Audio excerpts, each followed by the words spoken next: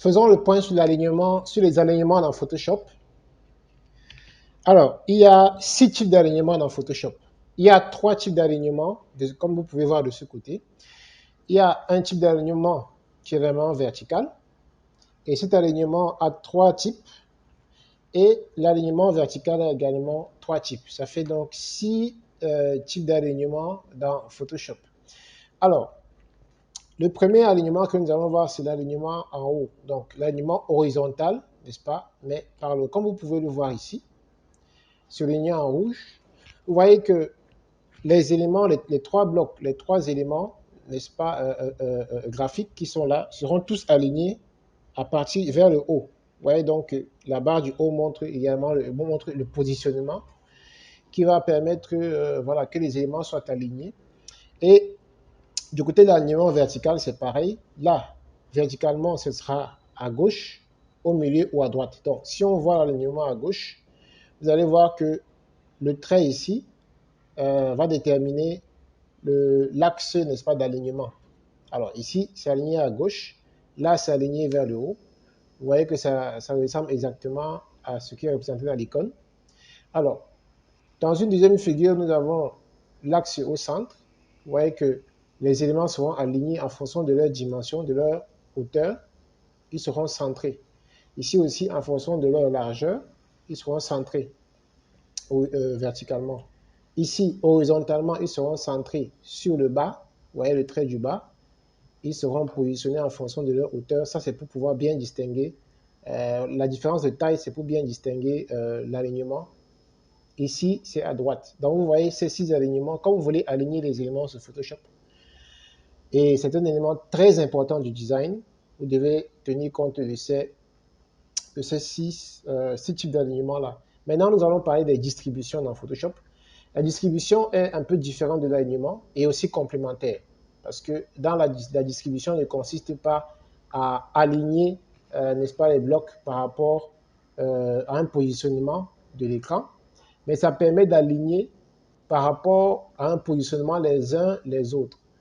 Vous voyez ici, par exemple, dans les alignements, c'est par rapport à la position. Soit la position est sur le bas et tous les éléments seront alignés sur la position du bas, soit c'est à droite verticalement, tous les éléments seront positionnés vers la droite. Donc, vous voyez que ce qui détermine l'alignement ici, c'est le positionnement, soit à droite, soit en bas, soit au centre, ok, soit à gauche ou bien soit en haut. En fonction donc, du positionnement, du positionnement, les éléments seront alignés. Mais pour ce qui est de la distribution, ce n'est pas par rapport au positionnement, en haut, en bas, à gauche ou à droite, ou bien au milieu, mais c'est par rapport aux éléments les uns les autres. Par exemple, ici, vous voyez qu'il y a 1, 2, 3, 4, 5. Il y a 5 blocs, d'accord? Donc, tous ces blocs-là, qui sont des éléments graphiques, chaque élément graphique ici, n'est-ce pas, a une largeur. Celle-ci a sa largeur, celle-ci a sa largeur, celle-ci, OK. Alors, la distribution fonctionne comment? Comme vous pouvez voir, il y a la distribution verticalement et il y a la distribution horizontale. Alors, la distribution fonctionne exactement comme l'alignement dans le sens où ça se fait soit verticalement, soit horizontalement. Mais nous allons seulement voir l'aspect qui différencie la distribution de l'alignement. Et cet aspect, c'est la distance entre les éléments. Donc, vous voyez, la distance qu'il y a entre cet élément et cet élément, je l'ai mis en jaune. La distance entre cet élément et cet élément, je l'ai mis en rouge. La distance entre cet élément et là, en rouge. Et la distance entre cet élément et cet élément en bleu. Alors, les éléments qui sont, les traits de même couleur signifient que ces éléments ont la même valeur. Ça veut dire que la distance qui est ici est exactement égale à la distance qui est là. C'est pourquoi je regroupe ces éléments par couleur. Et vous voyez que là, la distance qui est ici entre cet élément et cet élément est différente. Ce n'est pas la même valeur que celle-ci. Du coup, je l'ai changé de couleur, et ainsi de suite. Vous voyez que là, c'est plus petit. Alors, comment Photoshop a fonctionné? Chaque élément ici a été positionné en fonction de sa distance avec l'autre élément. Et ça de manière dynamique. Et c'est ça qui est super. Là, vous voyez que cet élément a une largeur qui est différente de celle-ci, qui est différente de celle-ci, qui est différente de celle-ci. Et en fonction de leur... et Photoshop les positionne automatiquement. Et ici, ils ont la même valeur parce que cet élément et ces trois éléments-ci, n'est-ce pas, ont la même valeur. Celle-ci également a une valeur du coup. Il va calculer en fonction de cet élément et cet élément et il va automatiquement attribuer une distance égale. Pour le moment, c'est encore la théorie, mais nous allons voir en pratique, vous allez comprendre comment ça fonctionne. Ici, vous voyez, chaque élément est positionné parfaitement, aligné parfaitement. Ça veut dire que si vos éléments étaient en désordre, automatiquement, Photoshop va les distribuer en leur attribuant un espace, un espacement, une distanciation parfaite. Donc, si les éléments ont la même taille, Photoshop va les distribuer avec une distance égale. S'ils ont des tailles différentes, Photoshop va les distancer avec des dimensions dynamiques qui seront calculées voilà, automatiquement par Photoshop. Nous allons voir dans Photoshop comment ça fonctionne. Alors, dans Photoshop, vous pouvez voir, voilà cet exemple-là, l'exemple que nous avons pris tout à l'heure. OK. Donc, pour bien faire, nous allons laisser un peu plus d'espace. OK. Alors, voilà ce que nous allons faire. Ces éléments-ci, comme vous voyez, ils n'ont pas la même hauteur, puisque là, c'est aligné verticalement, d'accord? C'est vertical. Alors, on va déplacer. Je vais mettre des hauteurs, voilà, on va dire des espacements différents, hein, on va dire comme ça. Voilà. Comme vous pouvez le voir, les éléments sont placés un peu en désordre. OK? Ici aussi, je fais la même chose. Un élément ici, un élément là-bas, un élément là, un peu collé ici, un peu collé là, comme ça. Voilà. Donc, tous les éléments, en fait, ont été positionnés de manière aléatoire. Regardez comment Photoshop va fonctionner avec les distributions. On va sélectionner les 5 éléments. Donc, cet élément, cet élément.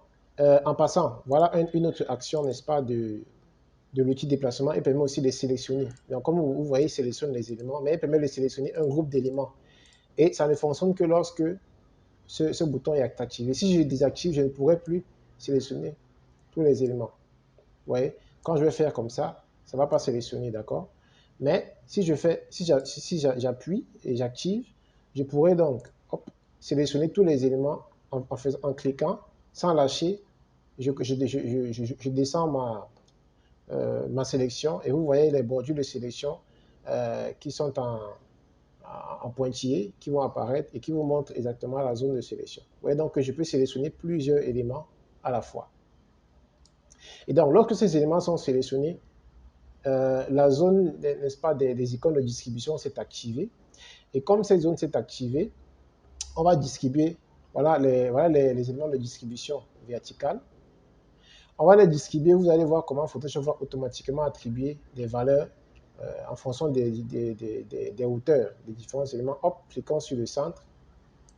Vous voyez, Photoshop a automatiquement attribué, n'est-ce pas, une valeur.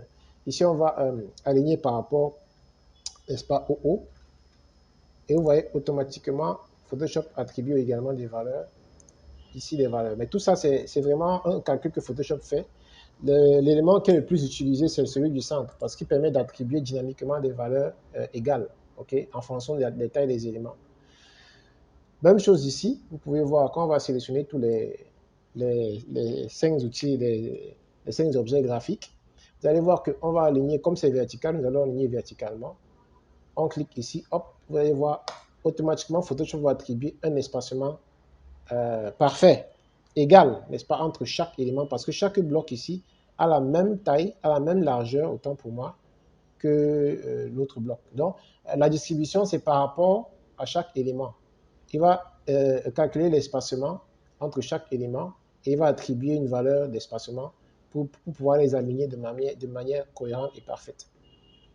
Donc, c'est ce que vous devez comprendre sur la distribution. Ça, c'est horizontalement. Si on veut faire ça verticalement, ça, c'est verticalement autant pour moi. Si on veut le faire horizontalement, je vais prendre ces 5 éléments. D'abord, ceux-ci, je vais les supprimer.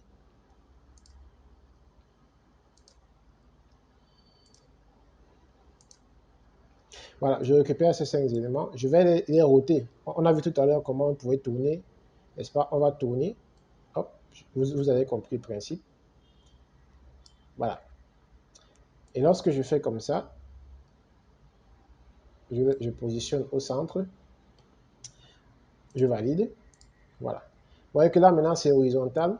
Et on va effectivement, comme tout à l'heure, on va attribuer des valeurs différentes. OK. Donc, on va tout les sélectionner. Et on va maintenant cliquer sur l'alignement vertical. Ici, ça ne peut pas fonctionner avec l'alignement horizontal ou vertical, ça ne va pas fonctionner parce que les objets sont positionnés horizontalement. Vous voyez que c'est de manière intelligente que Photoshop fonctionne.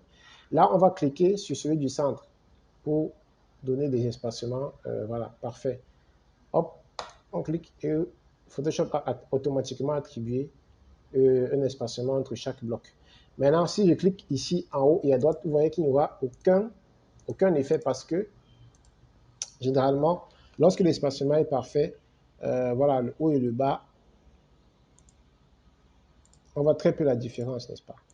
Parce que les éléments ont la même taille. Alors maintenant, on va voir comment jumeler les deux techniques. On va jumeler les deux techniques. Alors, voilà, on va un peu essayer de, voilà, séparer. Alors, ce qu'on va faire, et on va aussi changer les distances entre les éléments, d'accord? Voilà, ok. On met les distances aléatoires sur le plan vertical et aussi sur le plan vertical, on les aligne en désordre. Vous allez voir comment on va jumeler les deux techniques. C'est-à-dire que ce qu'on va faire, on va tous les sélectionner. On va en même temps les aligner à gauche et on va les distribuer de manière à ce qu'ils aient toujours le même espacement entre chaque bloc. Premièrement, on va d'abord les aligner à gauche. Comme vous pouvez voir, on les aligne à gauche. D'accord? Maintenant, ce qu'on va faire, c'est qu'on va maintenant les distribuer pour qu'ils aient le même espacement. On y va, hop, voilà. Vous voyez comment ça fonctionne. Donc, c'est comme ça que vous pouvez jouer avec chaque élément. Vous pouvez les aligner à gauche, à droite et les distribuer, voilà, pour que leur espacement ait des valeurs dynamiques et parfaites. Donc, c'est ce que nous pouvions voir par rapport aux alignements. Et un dernier élément, peut-être,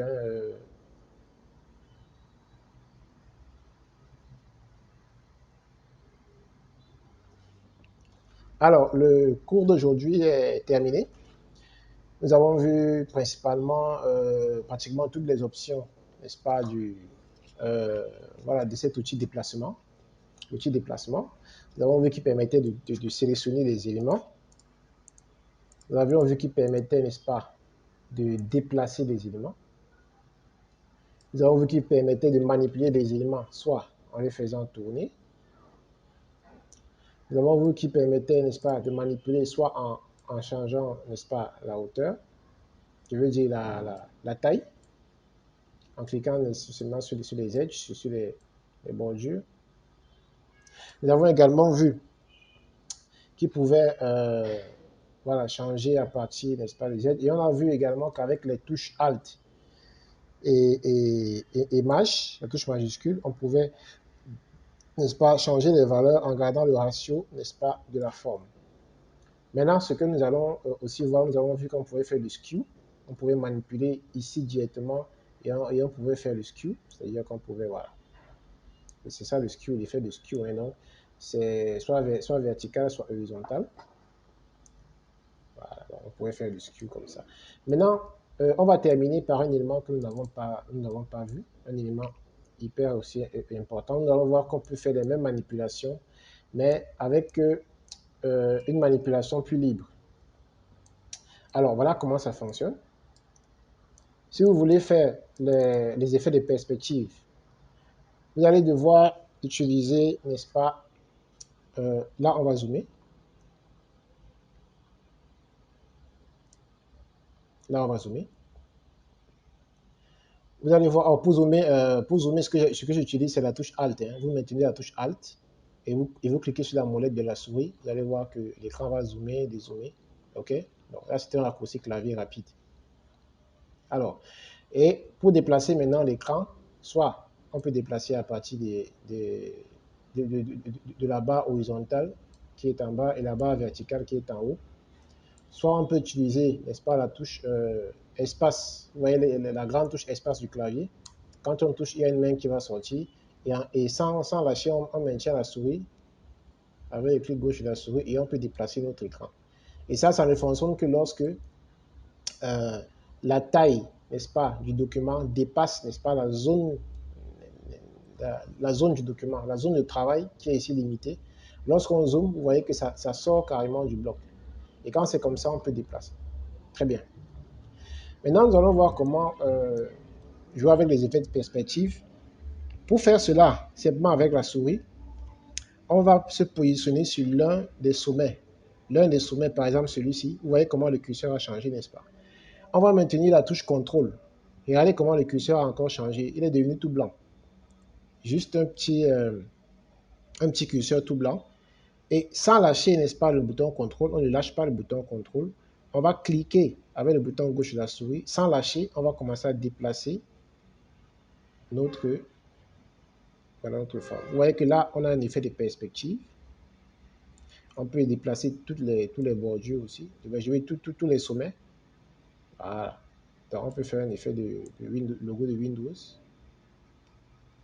OK. Je crois que vous avez compris le principe. On peut déplacer. Donc, on peut déplacer tous les sommets, uniquement les sommets qui sont au bord. Ça fonctionne uniquement sur les sommets, n'est-ce pas, du bord. Même ici, en tout cas, mais ici, c'est pareil. Donc, on peut également faire l'effet de skew.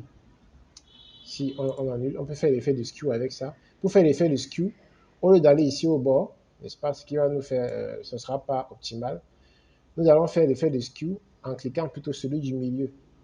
Et on va cliquer sans lâcher, on déplace. Vous voyez, ça fait l'effet de skew.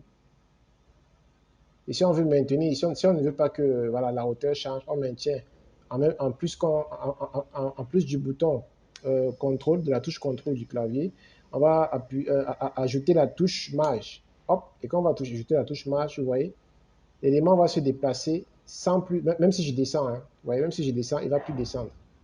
Il ne descend plus parce que j'ai maintenu la touche marge.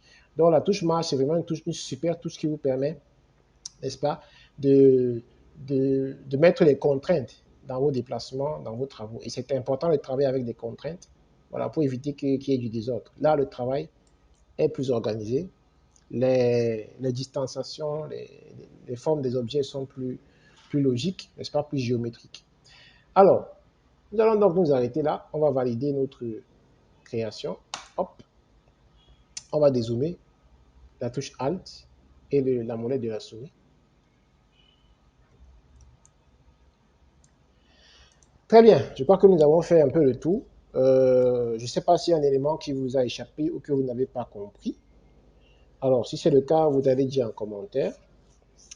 On pourrait revenir peut-être dans une vidéo complémentaire, voilà, détailler certains aspects, entrer un peu plus en détail de certains aspects, mais nous espérons que voilà, vous avez compris un peu l'utilité, n'est-ce pas, de la touche déplacement et toutes ces actions possibles. C'est vrai, nous n'avons pas vu certains, comme par exemple la 3D, nous n'avons pas également vu cet aspect-ci qui est l'alignement automatique des calques. Mais là, c'est un aspect un peu particulier et nous ne l'avons pas vu parce que c'est un aspect qui nécessite, n'est-ce pas, que les images soient prises et la même configuration. Donc, pour ça, il faut des images particulières pour que ça fonctionne. Du coup, nous pourrons le faire dans un tuto à part, mais tout le reste, nous avons vu les éléments essentiels. Et vous pouvez revoir le tuto à plusieurs reprises hein, pour revenir sur certains aspects voilà, que vous n'avez peut-être pas bien compris. Sur ce, nous vous disons merci de nous avoir suivis et de cliquer, n'hésitez pas de cliquer sur le pouce bleu, n'est-ce pas, pour mettre un gros j'aime et aussi de vous abonner à la chaîne en n'oubliant pas d'activer, n'est-ce pas, la cloche. Sur ce, je vous dis à ciao et pour le prochain tuto.